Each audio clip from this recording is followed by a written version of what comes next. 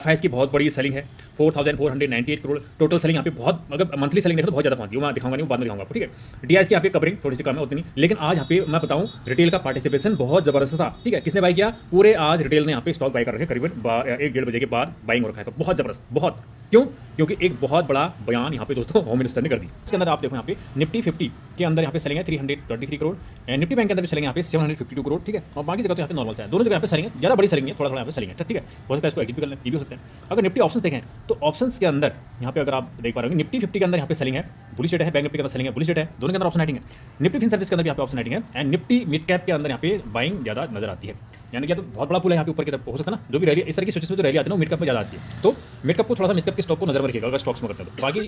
Nifty 50 Nifty bank तो है तो चीज़ें हैं, स्टॉक्स में हम यहाँ पे स्टॉक स्पेसिफिक में नजर रख सकते हैं, या निफ्टी मिड कैप इंडेक्स में भी। लोअर चैनल था वहाँ पे ब्रेकआउट यहाँ पे आया, यानी कि ब्रेकडाउन जिसको बोलते हैं, ब्रेकआउट बोलो या ब्रेकडाउन बोलो, यहाँ से गिरावट ज़्यादा होनी थी, बट अगर वन डे कैंडल फ्रेम देखें तो यहाँ पे वीक बनी है, ठीक है। यहाँ पे पक्का से नीचे तक दिखाया था, उसके बाद स्टेटमेंट आया, स्टेटमेंट तो एक्चुअली यहाँ पे लेट आया 1 बजे करीब, लेकिन जो रिवर्सल हुआ था वो 10:30 के आसपास यहाँ पे रिवर्सल हो गया, ठीक है। 10:30 के आसपास यहाँ पे रिवर्सल पॉइंट आ गए थे, फिर सपोर्ट कर गया 1 बजे बाद, पूरा सपोर्ट ऊपर टिक गया, हालांकि बाद में गिर जाता है अगर यहाँ पे स्टेटमेंट नहीं आती, तो स्टेटमेंट आई और ऊपर ही रह गया, ठीक है। अब यहाँ से मेरे हिसाब से अगर आप देखें तो अगर फ्लैट खुलता है तो बाइंग अपॉर्चुनिटी रहेगी इसी रेंज में, कहीं पर भी फ्लैट खुले, गैप अप खुलता है तो फिर थोड़ा सा दिक्कत हो सकता है। हालांकि इसके तो टारगेट अब नेक्स्ट रहेंगे 48,800 या 48,500 इतना आप मान के चलो नेक्स्ट जो यहाँ पे टारगेट रहेंगे, इसको ऑप्शन चैनल पे देखेंगे। हालांकि डेटा अभी तो यहाँ पे क्लियर बदला नहीं है, मैं इसलिए बोला कि स्टेटमेंट आ रखे तो कुछ ना कुछ यहाँ पे रिएक्शन होगा, क्योंकि रिटेल यहाँ पे कूद पड़े, रिटेल दोबारा कूद पड़े, बिग प्लेस अभी नहीं कूदा, बिग प्लेस कूदेंगे तो फिर ये इस चैनल से इस चैनल को फिर दोबारा हिट करेगा, इस चैनल को ना, ये गेम यहाँ पे चलता रहेगा इस तरह से, यानी कि 4 जून तक तो ये गेम चलता रहेगा इस तरह, इतना क्लियर। तो यहाँ पे सपोर्ट अगेन वही लेवल हमारे यहाँ पे सपोर्ट रहेगा,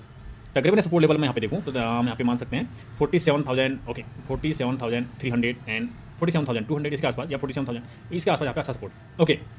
अगर हम यहाँ पे निफ्टी देखें, निफ्टी पे आ जाइए, निफ्टी में अगर आप देखेंगे तो सारे लेवल यहाँ पे दोस्तों नीचे के टारगेट थे वो देख रहे होंगे आप, यहाँ पे कंप्लीट हो चुके हैं, बिल्कुल कुछ नहीं बचा। अब यहाँ पे जो रिवर्सल थे थोड़ा नीचे आ गया, रिवर्सल अंदर इस बॉक्स में आ रखा है, ठीक है, नो प्रॉब्लम, 21,800 पर सपोर्ट था इसका, एंड यहाँ से सपोर्ट लेने के बाद अब ये इसको हिट करना चाहिए हाफ पॉइंट तक 22,400 से, क्योंकि बॉक्स में आने के बाद कहीं ना कहीं रिवर्सल दोस्तों जोड़ा था। हाँ, किसी कारण से एक बड़ा फॉल आ गया ग्लोबली या फिर